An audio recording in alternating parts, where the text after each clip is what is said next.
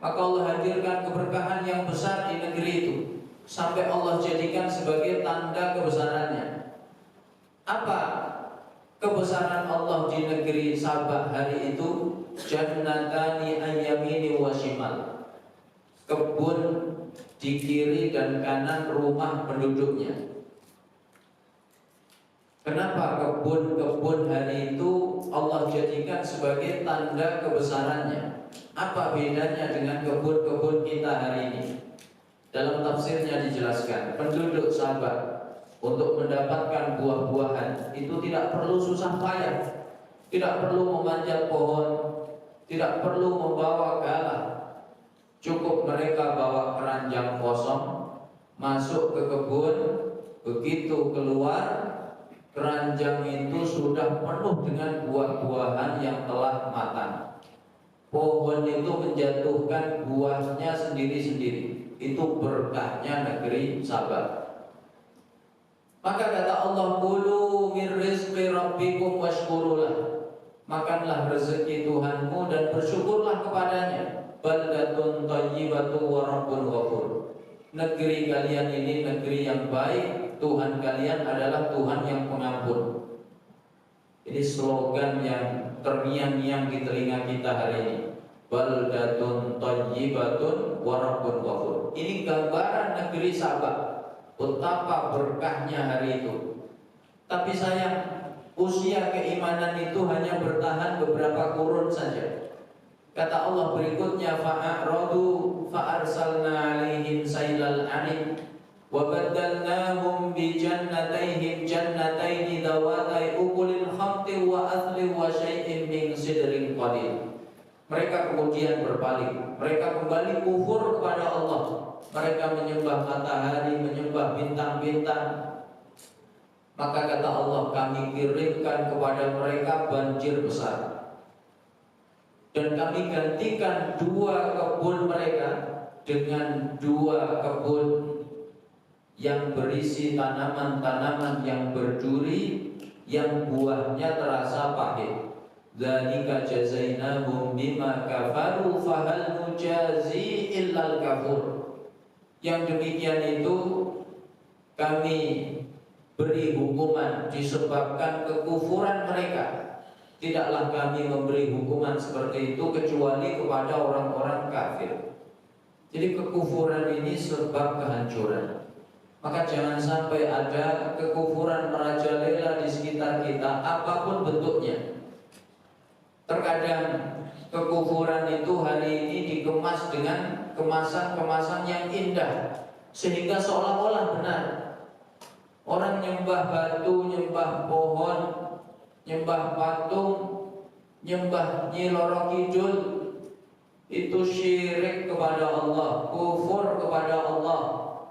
Tapi hari ini dikemas, itu bukan kekufuran Ustaz, itu budaya, itu kearifan lokal. Maka jemaah dimuliakan oleh Allah, kekufuran apapun kemasannya itu adalah sebab kehancuran. Ini pertama. Yang kedua, jemaah dimuliakan oleh Allah, apa sebab kehancuran umat terdahulu? Yaitu al-mudahanatu fil hudud, tebang pilih di dalam penegakan hukum. Hukum itu hanya tajam ke bawah, tumpul ke atas.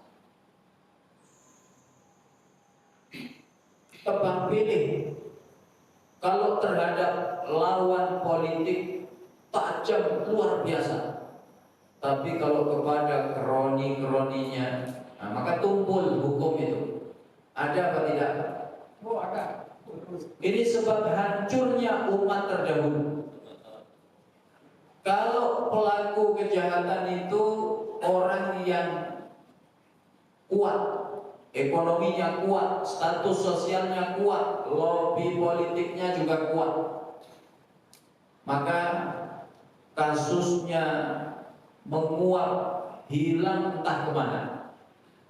Tapi kalau yang melanggar itu orang yang lemah, ekonominya lemah, status sosialnya lemah, lobby politiknya juga lemah, maka prosesnya cepat sekali. Hari ini diperiksa, hari ini tersangka, hari ini juga masuk penjara. Itu ada apa tidak? Coba dimuliakan oleh Allah. Ini sebab kehancuran umat terdahulu. Yahudi dulu dibinasakan oleh Allah. Di antara sebabnya adalah ini. Maka dijelaskan oleh Syekh Muhammad Ali As-Sabuni dalam kitabnya Tafsir Ayat Al-Ahkam. Ketika beliau menafsirkan surat An-Nur, maka disebutkan perilaku orang Yahudi di zaman Nabi. Ada dua orang Yahudi, laki-laki dan perempuan, dua-duanya sudah menikah, tapi keduanya berzina. Maka Rasulullah bertanya kepada pendeta-pendeta Yahudi, "Ma tajiduna fi kitabikum?" Apa yang kalian dapati dalam kitab suci kalian, dalam Taurat? Kalau ada dua orang berzina, laki-laki perempuan sudah menikah, diapain? Kata mereka, hanya dicela, dicaci maki. Kata Nabi, bukankah ada hukum rajam dalam kitab suci kalian? Kata mereka, tidak ada. Karena yang melanggar ini orang terhormat, maka tidak dirajam. Kata Nabi, hati bit Taurat, datangkan Taurat. Didatangkan kitab Taurat. Maka pendeta mereka licik. Halaman yang di dalamnya ada hukum rajam itu ditutupi dengan tangan. Jadi gak ada hukum rajam ya Rasulullah. Maka Rasulullah perintahkan, angkat tanganmu. Begitu diangkat, kata Nabi, baca. Rupanya isinya hukum rajam. Itu sebab Yahudi dibinasakan oleh Allah. Maka Rasulullah murka ketika perilaku semacam ini hampir-hampir terulang di zaman beliau. Disebutkan dalam hadis riwayat Imam Bukhari dari Aisyah radhiyallahu anha. Aisyah bercerita, "Inna Quraisyan ahammahum sya'nu ra'atin makhzumiyatin allati saraqat." Sesungguhnya orang-orang Quraisy disibukkan dengan urusan wanita Bani Makhzum yang wanita itu melakukan pencurian. Dalam syariat Islam, kalau ada orang melakukan pencurian, yang dicuri itu sudah mencapai nisab, yaitu 1/4 dinar. 1 dinar itu 4/4 gram emas murni 24 karat.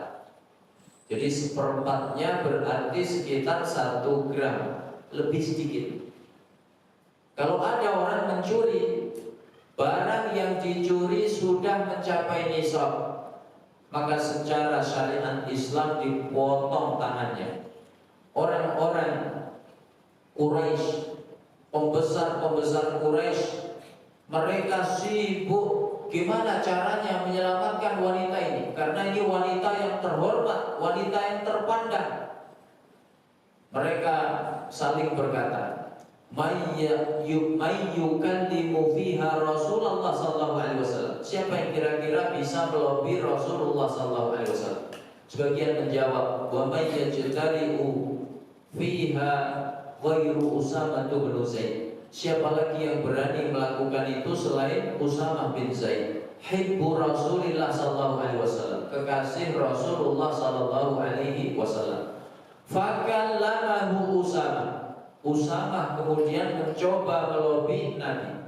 Seketika Nabi marah, "Ya Usamah, atasfa'u fi haddin min hududillah." Kenapa kamu berani memberi syafaat, memberi keringanan terkait pelaksanaan hukum Allah? Nabi kemudian berkhutbah.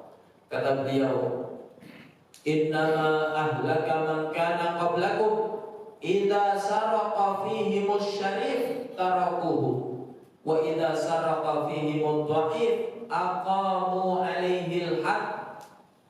Sesungguhnya umat sebelum kalian dibinasakan Allah Itu sebabnya kalau ada orang yang terhormat mencuri, maka mereka meninggalkan hukuman atasnya. Tapi kalau yang mencuri orang yang lemah, mereka segera menegakkan hukuman atasnya.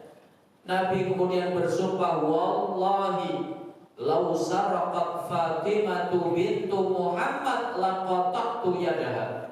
Demi Allah, andaikan yang mencuri itu Fatimah, putrinya Muhammad, aku sendiri yang akan memotong tangannya. Begitu keadilan Islam. Maka keadilan ini sebab keberkahan. Tapi sebaliknya, ketidakadilan, tebang pilih dalam penegakan hukum, hukum hanya tajam ke bawah, tumpul ke atas, ini sebab kehancuran umat terdahulu. Yang ketiga, jamaah yang dimuliakan oleh Allah, apa sebab umat terdahulu dihancurkan oleh Allah? Yaitu karena kathratul dzunub wal ma'asi, banyaknya dosa dan kemaksiatan. Tidak pernah Allah mengazab satu umat kecuali disebabkan dosa dan maksiat yang mereka kerjakan. Maka Allah tegaskan dalam surat Al-Ankabut ayat yang ke-40, fakullan akhadna bidzambi. Setiap mereka itu kami azab disebabkan dosanya. Maka Allah ceritakan azab-azab yang menimpa umat terdahulu. Faminhum man arsalna alaihi hasiba. Ada yang kami azab dengan hujan batu, seperti kaum Nabi Lut alaihissalam, kaum Sodom, kaum homoseksual, kaum yang menyimpang. Laki-laki tidak tertarik sama wanita, tertariknya sama laki-laki. Padahal pepatah mengatakan Adam dan Hawa, tapi dia bilang Adam dan Bambang. Kalau ada Pak Bambang, mohon maaf. Jamaah dimuliakan oleh Allah, saking menyimpangnya mereka, Nabi Lut itu menawarkan putri-putrinya yang cantik-cantik jelita. Qala haula'i banati in kuntum fa'ilin. Kata Nabi Lut, ini loh putri-putriku yang cantik-cantik, silahkan kalian nikahi kalau kalian berkenan. Tapi dasar mereka kaum yang menyimpang, ditawari gadis cantik gak tertarik, nyarinya yang berewokan. Jamaah dimuliakan oleh Allah, puncaknya Nabi Lut alaihissalam kedatangan 3 tamu. 3 tamu ini adalah malaikat-malaikat Allah, menjelma sebagai sosok pemuda-pemuda yang tampan-tampan. Mereka itu malaikat Jibril, Mikail, Israfil. Maka Nabi Lut khawatir jangan sampai berita kedatangan tamu ini bocor ke kaumnya. Nabi Lut berpesan kepada istrinya, wah istriku, jangan kamu beritahu kaumku soal 3 tamu ini. Tapi istrinya khianat. Khianatnya istri Nabi itu jangan Bapak bayangkan seperti khianat pada sinetron. Kalau khianat pada sinetron itu tidak jauh-jauh soal perselingkuhan, perzinahan. Rumah tangga Nabi itu mustahil dilanda perselingkuhan.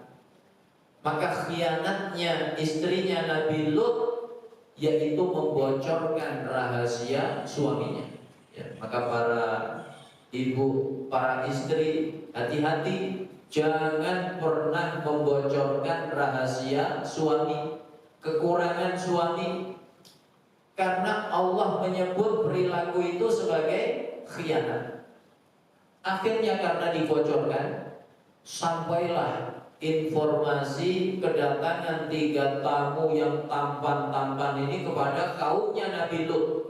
Seketika mereka menyerbu rumah Nabi Lut alaihissalam. Serahkan 3 tamu kepada kami. Kami sudah gak tahan. Maka akhirnya Allah datangkan azab yang dahsyat. Faja'alna 'aliyaha safilaha wa amtarna 'alaihim hijaratan min sijil. Kami jadikan bagian bumi yang bawah itu jadi atas, atas jadi bawah. Negeri mereka dibalik oleh Allah. Lalu wa amtarna 'alaihim hijaratan min sijil. Kami lempari mereka dengan batu-batu panas. Kemudian Allah kisahkan azab yang lainnya. Wa minhum man akhadathu sayhah. Ada yang kami azab dengan suara yang keras, petir yang menggelegar, seperti kaumnya Nabi Saleh yang disebut kaum Tsamud, yang menghuni wilayah yang bernama Al-Ula, sekitar 400 km sebelah utara kota Madinah Al-Munawwarah. Maka Rasulullah ketika melewati daerah ini, beliau bergegas mempercepat langkah kendaraannya, menutupi kepalanya sambil berlindung kepada Allah Subhanahu wa taala. Begitu sunnah kalau kita melewati daerah yang pernah turun azab Allah di sana. Coba dimuliakan oleh Allah. Kaum Tsamud, kenapa dibinasakan oleh Allah? Mereka itu melanggar perintah Nabi Saleh. Wala tamassuha bisu'in fayakhudhakum adzabun alim. Jangan sekali-kali kamu menyakiti unta ini. Kalau tidak, kamu akan ditimpa azab yang pedih. Mereka menantang Nabi Saleh untuk mendatangkan unta dari batu besar. Maka atas izin Allah keluar unta betina dari batu besar tadi. Unta ini sebenarnya menghasilkan manfaat untuk kaumnya Nabi Saleh. Setiap hari mengeluarkan susu, cukup diminum oleh kaumnya Nabi Saleh. Tapi hari itu ada seorang wanita punya anak-anak gadis, lalu dia buat sayembara. Siapa yang berani menyembelih untanya Nabi Saleh, aku kawinkan dengan salah satu putriku. Maka bangkit seorang pemuda namanya Qaddar bin Salih. Dia ingin memenangkan sayembara itu. Dia berani membunuh untanya Nabi Saleh. Ini dijelaskan di penghujung surat Asy-Syams. Idzin ba'atsa ashqaha faqala lahum Rasulullah naqatallahi wa suqiyaha fakadzabuhu fa'aqaruha fadamdama 'alaihim rabbuhum bidzambihim fasawwaha wa la yakhafu uqbaha. Yang ketiga, kata Allah, wa minhum man khasafna bihil ardh. Ada yang kami benamkan ke dalam perut bumi. Kata khasaf, bahasa modernnya itu likuifaksi. Bapak pernah menyaksikan peristiwa likuifaksi tahun 2018 lalu. Ya, menimpa saudara kita daerah mana Pak? Palu. Bumi yang sebelumnya keras tiba-tiba retak. Dari retakan itu keluar lumpur dalam skala besar. Maka tanah yang tadinya keras mampu menopang gedung, rumah, masjid, tiba-tiba lembek, menelan semua yang ada di atasnya. Rumah ditelan, kendaraan ditelan.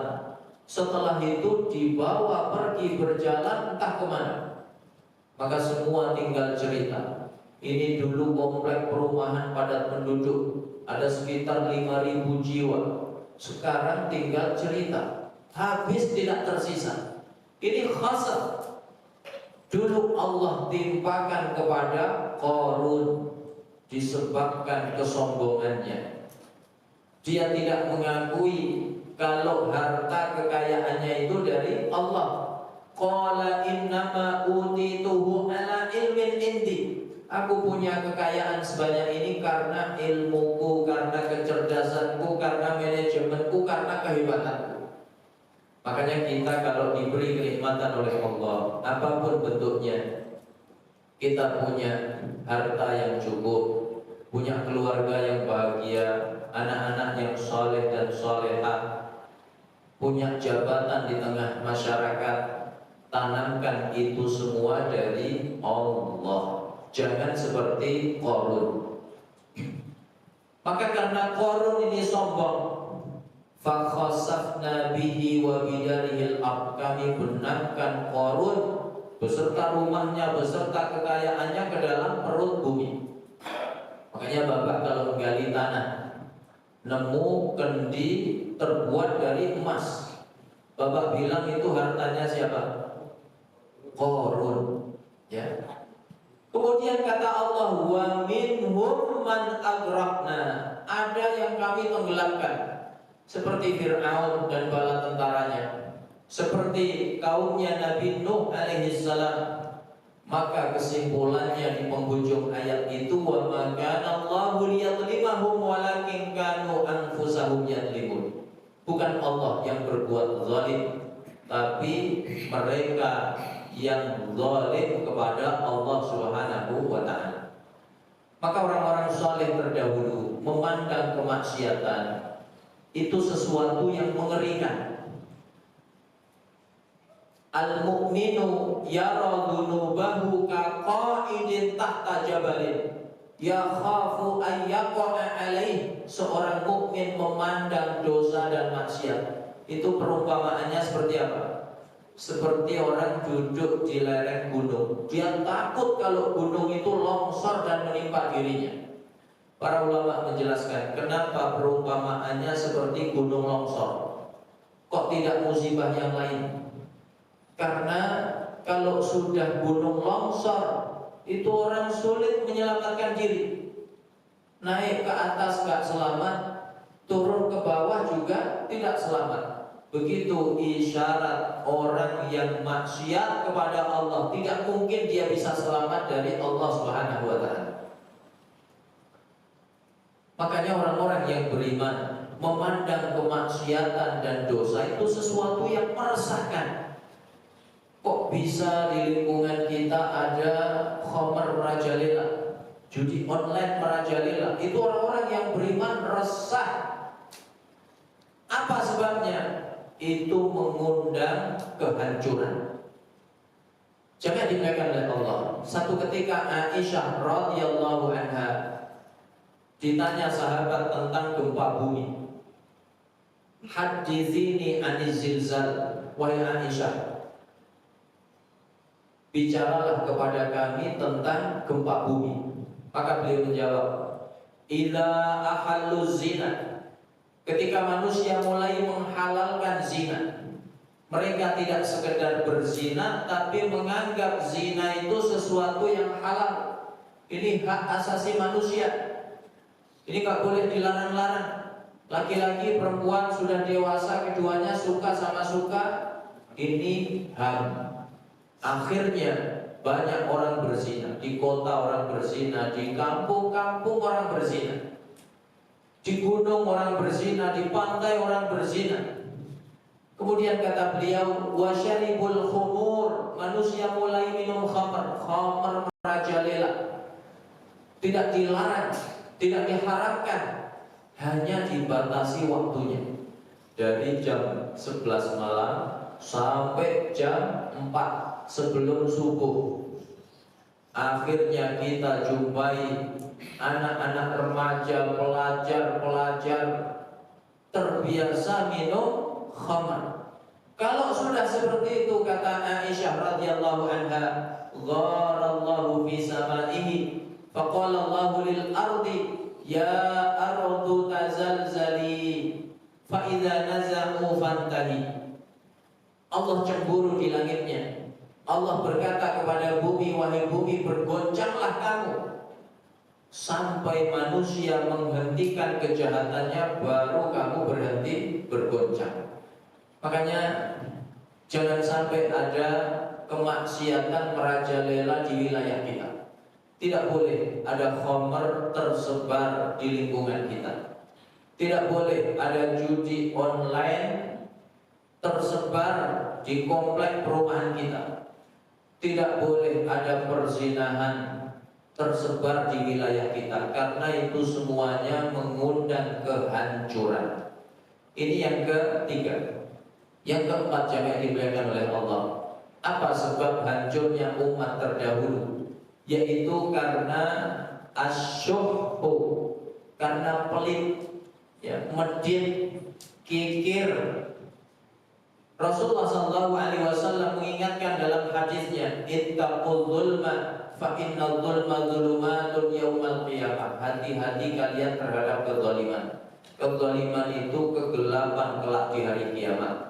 Wattaqusyuh, hati-hati kalian terhadap pelit. Fa innahu ahlaka man kana qablakum hamalathum ala an safaku dima'ahum wastahallu maharimahum. Hati-hati terhadap pelit. Pelit itu membinasakan umat sebelum kalian. Pelit itu mendorong mereka tega mengalirkan darah sesama dan menerjang larangan-larangan Allah Subhanahu wa taala. Maka pernah saya kisahkan, 3 perampok merampok emas, lalu mereka sembunyi di goa.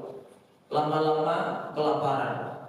Akhirnya mereka rapat, ini satu dari kita harus keluar beli makan. Maka satu keluar, yang 2 sekongkol. Emas ini kita bagi 2 saja. Gimana caranya? Nanti kawan itu pulang beli makan, kita sikat. Jadi emas cukup kita bagi 2, 50-50. Yang beli makan gak kalah jahat. Daripada dibagi 3, mending buat saya semua. Maka akhirnya dikasih racun. Masing-masing menjalankan rencananya. Begitu yang beli makan masuk ke gua, disikat 2 kawannya. Mereka sebelum bagi hasil makan dulu. Semuanya mati. Apa sebabnya, Pak? Pelit. Makanya betul kata Nabi, pelit ini mendorong umat terdahulu tega mengalirkan darah sesama dan menerjang larangan Allah. Makanya sahabat-sahabat Nabi itu takut sekali terhadap sifat pelit. Ada sahabat yang terkenal kedermawanannya, namanya Abdurrahman bin Auf. Abdurrahman bin Auf itu sahabat yang terkenal dermawan. Pernah sekali infak itu 40.000 dinar. 1 dinar berapa tadi, Pak? 4/4 gram emas murni 24 karat. Kemarin harga emas melambung tinggi sampai 3 juta. Coba kalau 1 gram 3 juta, berarti 1 dinar itu sekitar 15 juta. Ya, kali berapa tadi? 40.000. Susah ngitungnya, error langsung kalkulator. Itu dermawannya Abdurrahman bin Auf. Tapi beliau ketika tawaf itu pernah berdoa begini, Allahumma qini syuhha nafsi waj'alni minal muflihin. Ya Allah, jauhkan aku dari sifat pelitku, jadikanlah aku termasuk orang-orang yang beruntung. Maka ada orang bertanya, kenapa engkau berdoa seperti itu dalam tawafmu? Dia menjawab dengan penghujung ayat 8 surat Al-Hasyr, wa may yuqa syuhha nafsihi fa ulaika humul muflihun. Siapa yang dijauhkan dari sifat pelitnya, maka pasti dia termasuk orang yang beruntung. Terakhir yang kelima, apa sebab hancurnya umat terdahulu? Yaitu mukhalafatul anbiya, menyelisihi para nabi yang diutus ke tengah-tengah mereka. Bani Israel, kenapa dulu diazab oleh Allah? Itu diantara sebabnya gemar menyelisihi nabinya. Zaman itu terjadi pembunuhan ada orang kaya raya nggak punya anak, maka ahli waris satu-satunya itu anak laki-laki saudaranya atau keponakannya. Keponakan ini nggak sabar, ingin segera dapat warisan. Orang ini nggak mati-mati, akhirnya dibunuh. Begitu mati, dipindah jasadnya, diletakkan di perbatasan dua kampung. Hampir-hampir dua kampung berkelahi, sampai mereka bertanya kepada Nabi Musa alaihissalam. Maka turun perintah menyembelih sapi. Makanya surat itu disebut surat Al-Baqarah, karena dari ayat 67 hingga 74 itu berbicara tentang sapi. Wa idh qala Musa liqaumihi innallaha ya'murukum an tadhbahu baqarah qalu atattakhiduna huzwa qala a'udzu billahi an akuna minal jahilin. Sebenarnya nyembelih sapi kan gak susah, tapi Bani Israel itu gemar menyelisihi nabinya. Caranya bagaimana? Mereka banyak bertanya. Qalu ud'u lana rabbaka yubayyin lana ma hi. Qala innahu yaqulu innaha baqaratun la faridun wa la bikr awanun baina dzalik faf'alu ma tu'marun. Kata Bani Israel, wahai Musa, sapinya seperti apa? Kata Nabi Musa, ya, kata Allah, sapinya yang tidak terlalu tua, tidak terlalu muda, yang sedang-sedang saja. Nah, mulai agak susah. Mereka masih bertanya, qalu ud'u lana rabbaka yubayyin lana ma launuha qala innahu yaqulu innaha baqaratun safra'un faqi'un launuha tasurrun nadhirin. Warnanya seperti apa? Kata Nabi Musa, warnanya kuning tua, orang sekali lihat senang hatinya. Makin susah. Mereka masih bertanya, qalu ud'u lana rabbaka yubayyin lana ma hi innal baqarata syabaha 'alaina wa inna insya'allahu lamuhtadun. Qala innahu yaqulu innaha baqaratun la dhalulun tuthirul arda wa la tasqil harth musallamatun la syiyata fiha qalu al-ana ji'ta bil haqq fadhabahuha wa ma kadu yaf'alun. Mereka masih bertanya, sapinya sebenarnya yang bagaimana? Kata Nabi Musa, sapinya yang masih original, belum pernah dipakai bajak sawah atau dipakai nyiram tanaman, tidak ada cacat sama sekali pada tubuhnya. Hampir-hampir mereka tidak bisa melaksanakannya. Memang akhirnya bisa, tapi mereka harus membayar harga yang fantastis. Disebutkan dalam Al-Bidayah wa Nihayah oleh Ibnu Katsir, sapi itu milik orang saleh. Sebelum dia wafat, dia titipkan sapinya kepada Allah, diletakkan di hutan. Ya Allah, aku titipkan sapiku kepadamu untuk masa depan anakku. Maka anaknya tumbuh menjadi anak yang saleh, yang berbakti kepada ibunya. Dia bagi malamnya dalam 3 bagian, sepertiga membantu ibunya, sepertiga beribadah, sepertiga istirahat. Kalau siang dia cari kayu di hutan, hasilnya juga dibagi 3, sepertiga untuk ibunya, sepertiga untuk sedekah, sepertiga untuk makan. Anak ini tidak pernah sedikit pun menyelisihi perintah ibunya. Satu hari ibunya berkata, "Nak, cari sapi ayahmu di pasar, di hutan, ciri-cirinya begini.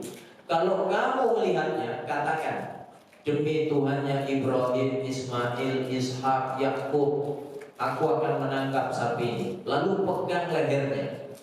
Maka dia pun laksanakan perintah ibunya.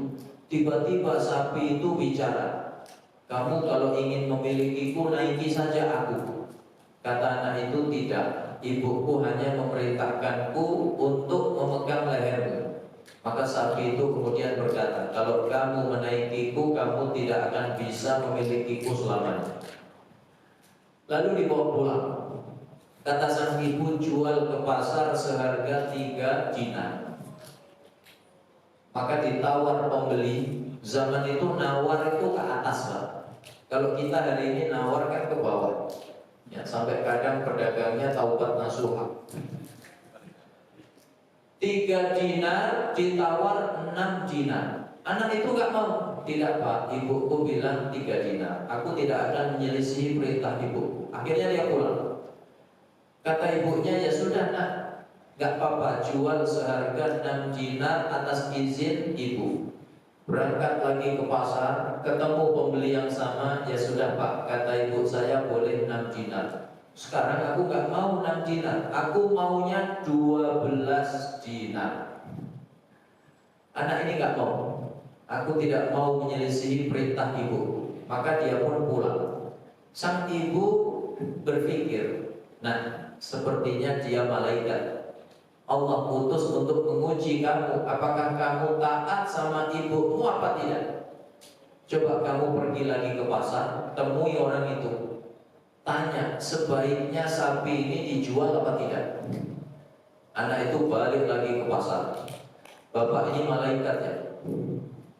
Iya, aku malaikat diutus oleh Allah untuk mengujimu. Kata ibu saya, sebaiknya sapi ini dijual apa tidak?